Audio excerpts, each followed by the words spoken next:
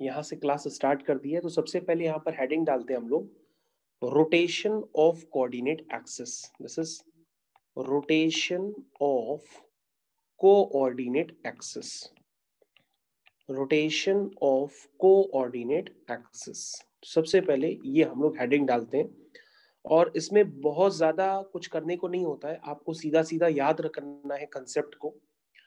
जैसे कि आपके सामने मैंने एक कोऑर्डिनेट एक्सिस बनाई, लेट्स से एक्स एक्सिस और वाई एक्सिस, ये आपकी स्क्रीन पे मैंने जस्ट अभी भी बना दिए।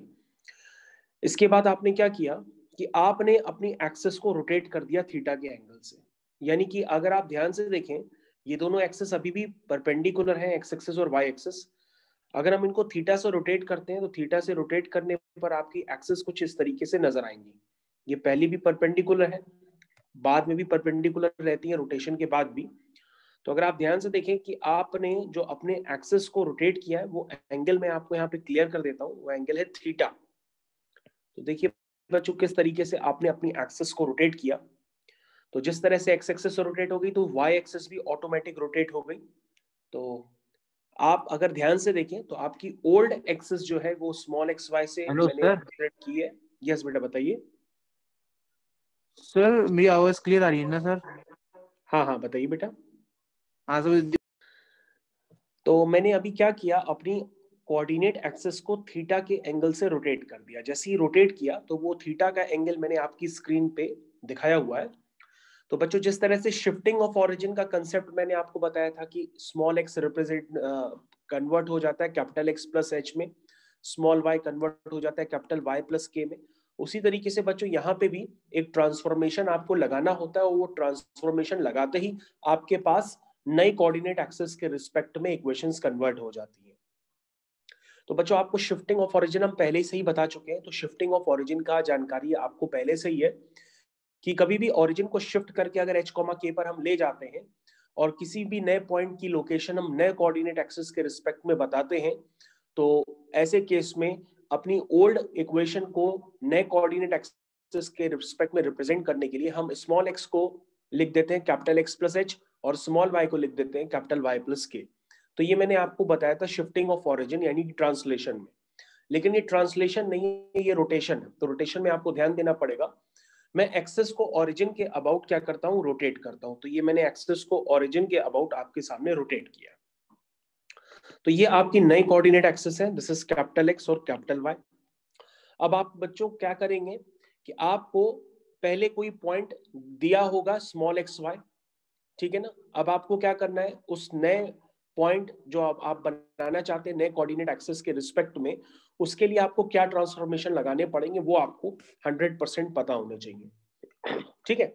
तो आप इस बात को यहाँ पे लिख भी सकते हैं, जितनी बातें हमने बताई हैं। तो अगर आप इस बात को लिखना चाहें तो लिख भी सकते हैं, when the coordinate axis when the coordinate axis are rotated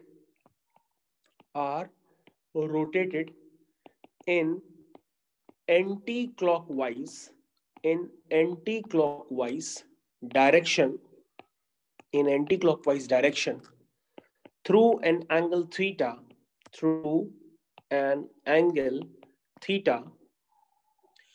about the origin,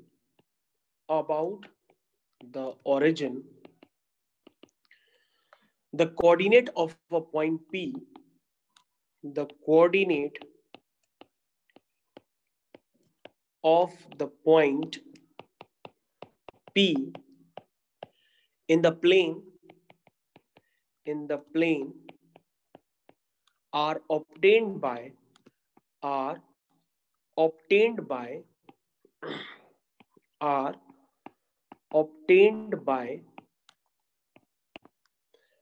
formula. और जो फॉर्मूला है वो है बच्चों, जैसे आपको शिफ्टिंग ऑफ ओरिजिन जब आपने ट्रांसलेट किया था यानी रोटेट नहीं किया था, तो आपका ट्रांसफॉर्मेशन था small X is equal to capital X plus H, आपको याद होगा। उसी तरीके से जब हम रोटेशन करते हैं तो यहाँ पे ट्रांसफॉर्मेशन लगते हैं, स्मॉल एक्स रिप्रेजेंट हो जाता है capital X cos theta minus capital Y sine theta. ये ट्रांसफॉर्मेशन आपको पता होने चाहिए, इसकी प्रूविंग आपसे कोई नहीं पूछेगा। लेकिन ये ट्रांसफॉर्मेशन आपको पता होना चाहिए कि जब एक्सिस को रोटेट कर दिया जाता है थीटा के रिस्पेक्ट में, तो जो पुराना पॉइंट पी एक्स वाई होता है वो नए कोऑर्डिनेट एक्सिस के रिस्पेक्ट में किस तरह से इक्वेशन कन्वर्ट हो जाएगी। तो आपके पास जो भी इक्वेशन दी होगी स्मॉल एक्स वाई में, उसको इससे रिप्लेस कर देंगे, capital X cos theta minus capital Y sine theta, और जो स्मॉल वाई होगा उसको रिप्रेजेंट कर देंगे capital X sine theta plus capital Y cos theta. तो बच्चों हम लोग ऐसा कुछ करते हैं और ऐसी वैल्यू प्लेस करने पर आपका जो है सिस्टम पूरी तरीके से नए कोऑर्डिनेट एक्सिस के रिस्पेक्ट में डिफाइंड हो जाता है। लेकिन अगर आपको ये बातें नहीं याद रहेंगी तो फिर आप एग्जाम में नहीं कर पाएंगे, क्योंकि इसकी प्रूविंग में भी काफी समय लगता है। तो आप इस ट्रांसफॉर्मेशन को यदि डायरेक्ट लर्न कर लें तो ये आपके लिए काफी बेहतर रहेगा। तो ये ट्रांसफॉर्मेशन है बच्चों, x is equal to capital X cos theta minus capital Y sine theta, और small y is equal to capital X sine theta plus capital Y cos theta. तो ये आपको बच्चों याद रखना होगा 100% तरीके से। अब बच्चों हम लोग आगे कंटिन्यू करते हैं और इस बात को दोबारा बता देते हैं कि where p is small X Y referred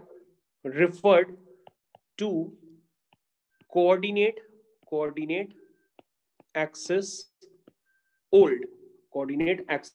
old वाली, ठीक है, and p capital x capital y referred to new coordinate axis, तो ये न्यू के रिस्पेक्ट में हो गया। तो बच्चों ये बात आपको समझ में आना चाहिए कि किस तरह से ये क्वेश्चन किया जाए, ठीक है।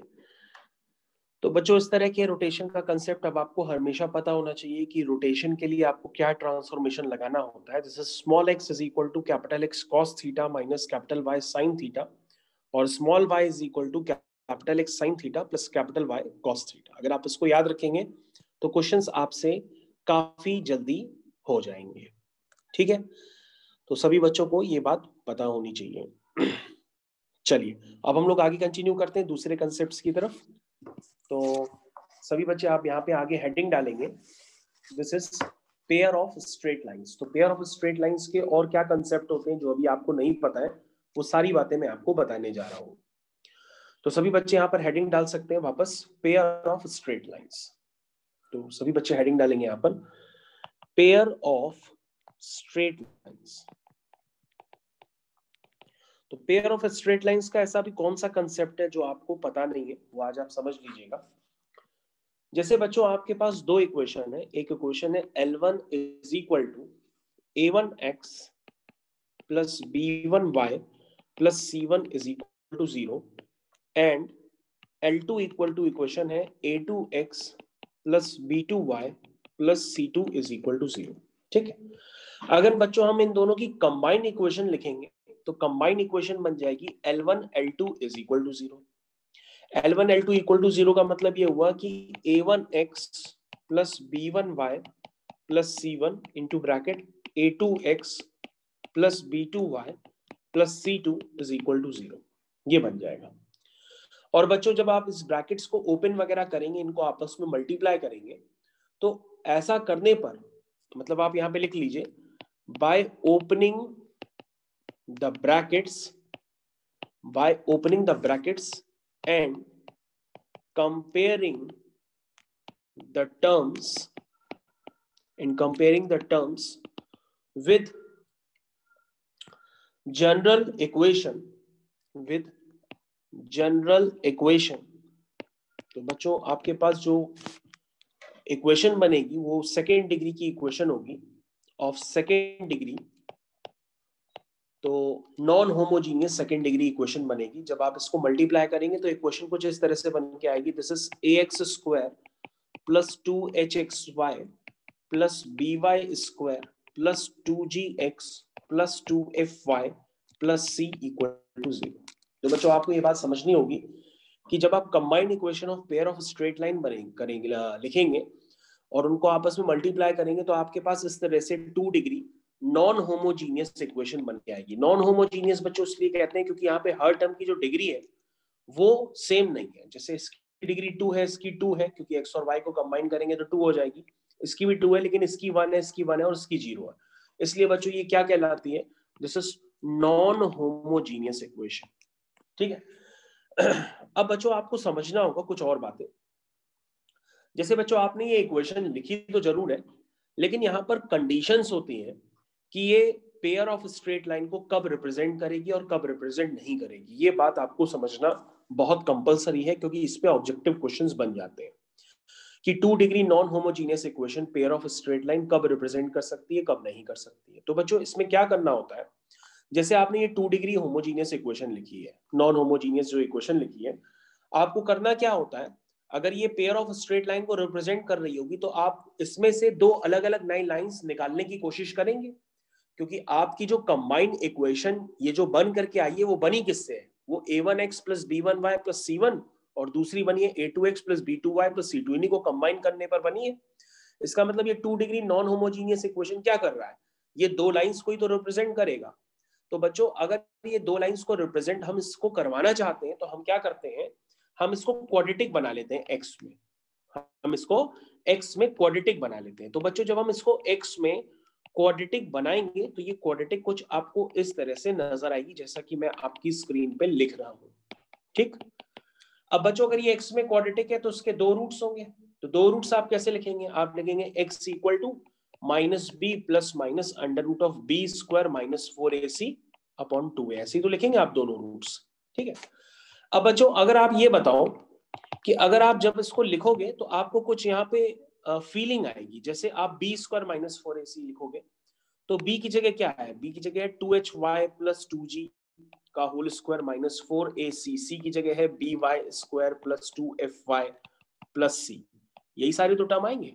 अब चेक कर लो, जब आप कंपेयर करोगे तो यही सारे टर्म आपको नजर आएंगे अंडर रूट के अंदर। ठीक है, लेकिन बच्चों यहां पर क्या होता है कि अगर आप चाहते हो कि ये 2 degree non homogeneous equation pair of straight lines को रिप्रेजेंट करें, तो ये अंडर रूट मतलब कोई भी स्ट्रेट लाइन इस तरह से तो दिखती नहीं है कि x is equal to under root Y, मतलब अंडर रूट में तो दिखेगी नहीं। तो ये अंडर रूट के अंदर वाला टर्म को क्या होना पड़ेगा, अंडर रूट के टर्म वाले को परफेक्ट स्क्वायर होना पड़ेगा। क्या होना पड़ेगा, परफेक्ट स्क्वायर होना पड़ेगा, यानी कि जब ये परफेक्ट स्क्वायर होगा तभी ये बाहर आ पाएगा। ठीक है ना, और परफेक्ट स्क्वायर का मतलब क्या हुआ कि इसका डिस्क्रिमिनेंट, क्योंकि अंडर रूट के अंदर देखो अगर आप ओपन करोगे तो ये y में क्वाड्रेटिक बन रही है, तो अंडर रूट के अंदर जो ये y में क्वाड्रेटिक बन रही है इसका डिस्क्रिमिनेंट क्या होना चाहिए, इसका डिस्क्रिमिनेंट इक्वल टू 0 होना चाहिए, तभी इसके दो रिपीटेड रूट्स होंगे x minus alpha x minus alpha, या y माइनस y में क्वाड्रेटिक है तो y minus alpha y minus alpha, तो ये y माइनस अल्फा का होल स्क्वायर हो जाएगा। तो ये बात आपको समझ में आनी चाहिए कि अंडर रूट के हटाने के लिए जो अंडर रूट के अंदर जो y में क्वाड्रेटिक बन रही है उसका जो डिस्क्रिमिनेंट है वो इक्वल टू 0 होना चाहिए, तभी वो अंडर रूट के अंदर क्या बन सकता है, एक परफेक्ट स्क्वायर बन सकता है। जब ये अंडर रूट के अंदर परफेक्ट स्क्वायर बनेगा तो ये बाहर निकल आएगा, और जब बाहर बन जाएगा तो ये y में एक लीनियर इक्वेशन होगी बाहर निकलने पर। और अगर हम एक बार प्लस साइन लेंगे तो एक्स वाई में एक लीनियर इक्वेशन बन जाएगी, फिर हम एक माइनस साइन लेंगे तो एक्स वाई में दूसरी लीनियर इक्वेशन बन जाएगी। तो ये बात आपको समझ में आनी चाहिए कि सारी बातें डिपेंड करती है इस अंडर रूट के अंदर। तो अंडर रूट के अंदर जो y में क्वाड्रेटिक बन रही है इसका डिस्क्रिमिनेंट क्या होना चाहिए, वो इक्वल टू 0 होना चाहिए, तभी ये परफेक्ट स्क्वायर बनेगा, तभी ये बाहर निकल पाएगा, और तभी दो लीनियर इक्वेशंस बन करके तैयार हो पाएंगी।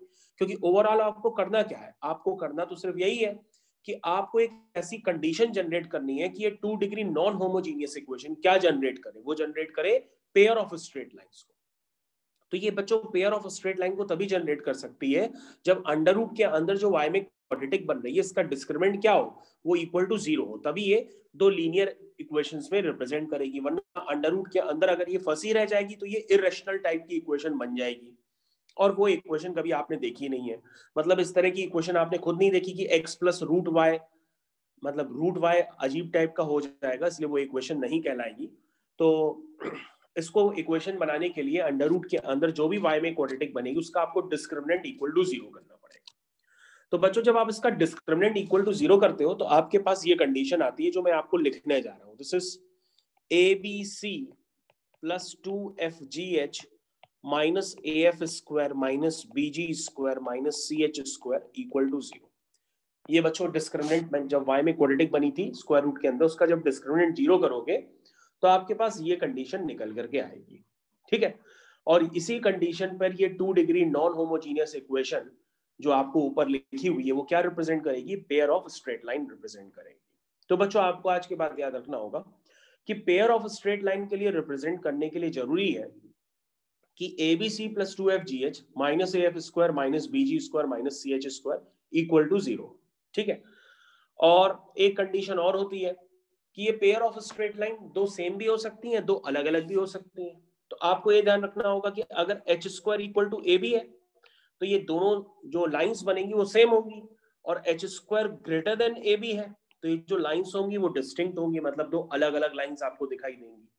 तो बच्चों हम लोग ओवरऑल अगर कंडीशन को कंबाइन कर देते हैं तो कंडीशन कंबाइन करने पर ये बन जाती है H स्क्वायर इज ग्रेटर और इक्वल टू AB। तो ये बात आपको क्लियर होनी चाहिए कि पेयर ऑफ स्ट्रेट लाइन के लिए क्या कंडीशन आपको आज के बाद पता होनी चाहिए।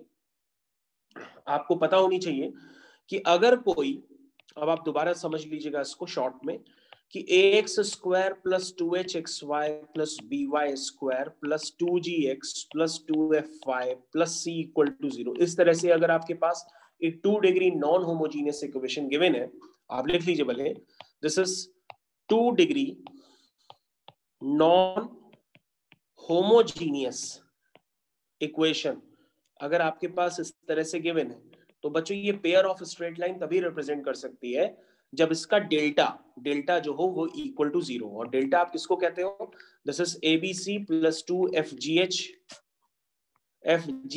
Minus AF square minus BG square minus CH square, ये आपका इक्वल टू 0 होना चाहिए, और H स्क्वायर ग्रेटर और इक्वल टू AB होनी चाहिए। तो बच्चों ये दोनों कंडीशंस जब होल्ड करती हैं तभी ये क्या रिप्रेजेंट करती है, पेयर ऑफ स्ट्रेट लाइंस। तो पेयर ऑफ स्ट्रेट लाइंस के लिए आपको आज के बाद दो कंडीशंस पता होनी चाहिए, आप कभी नहीं भूलेंगे कि 2 डिग्री नॉन होमोजीनियस कोई इक्वेशन अगर आपको दी होगी तो आपको उसको डेल्टा 0 आना चाहिए और H स्क्वायर ग्रेटर और इक्वल टू AB आना चाहिए। ऐसा करने पर जो आपके पास कंडीशन जनरेट होगी वो पेयर ऑफ स्ट्रेट लाइंस के लिए ही होगी। ठीक है, तो अब आपको ये हमेशा ध्यान रखना होगा, कभी कभी बुक्स में क्या होता है, हायर लेवल में कंफ्यूज करने के लिए वो लोग डेल्टा को इस तरह से भी लिख देते हैं। आप डेल्टा को रट लो, बल्कि डेल्टा अब तक आपको लर्न हो गया होगा, तो मैं दोबारा आपको डेल्टा लिख के बताता हूँ। डेल्टा होता है बच्चों ABC plus 2FGH minus AF square minus BG square minus CH square, ये बच्चों डेल्टा होता है। कभी कभी क्या होता है कि डेल्टा को रिप्रेजेंट करने के लिए बुक्स में कंफ्यूजन क्रिएट किया जाता है। वो कहते हैं कि condition of pair of straight lines अगर 2 डिग्री नॉन होमोजीनियस कर्व करता है तो उसकी कंडीशन वो लोग इस तरह से लिखते हैं। हम लोग तो इस तरह से लिखते हैं and H square greater equal to AB, वो लोग ऐसे लिखते हैं delta equal to 0 and H square greater equal to AB। Determinant कहते हैं, ये डिटर्मिनेंट का साइन होता है। डिटर्मिनेंट के साइन के अंदर वो लोग लिखते हैं AHGHBF और GFC। तो बच्चों अगर आप इस डिटर्मिनेंट को ओपन करोगे, क्योंकि ये डिटर्मिनेंट आपको ओपन करना फिजिक्स में बताया गया होगा, अगर आप इस डिटर्मिनेंट को ओपन करोगे तो यही ऊपर वाली ही कंडीशन आ जाएगी जो कंडीशन मैंने आपको बताई है। This is ABC plus 2FGH minus AF square minus BG square minus CH square equal to 0 आ जाएगी। इस डिटर्मिनेंट को अगर आप याद रखना चाहें तो आपके पास याद रखने का एक आसान तरीका होता है, आप उसको समझ सकते हैं। This is all hot girls having boyfriend going for coffee. तो इस तरह से आप इसको लर्न भी कर सकते हैं, जिससे कि हर टर्म का जो पहला टर्म होगा उससे आप समझ जाएंगे कि वहां पे लिखना क्या है। ठीक है, तो ये होता है all hot girls having boyfriend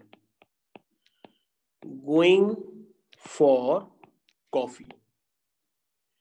तो बच्चों आपको ये याद रखना होगा, इस तरीके से आप इसको याद रख सकते हैं। ये डिटर्मिनेंट को याद रखने का तरीका होता है। तो डिटर्मिनेंट को याद रखने का तरीका, all hot girls having boyfriend going for coffee, इससे आप याद रख सकते हैं। तो ये कंडीशन हो जाती है पेयर ऑफ स्ट्रेट लाइंस की। तो बच्चों आपको आज के बाद pair of straight line 2 degree non homogeneous curve किस तरह से रिप्रेजेंट करेगा, क्या कंडीशन होगी, इसमें कोई कंफ्यूजन नहीं होना चाहिए। ठीक है बच्चों।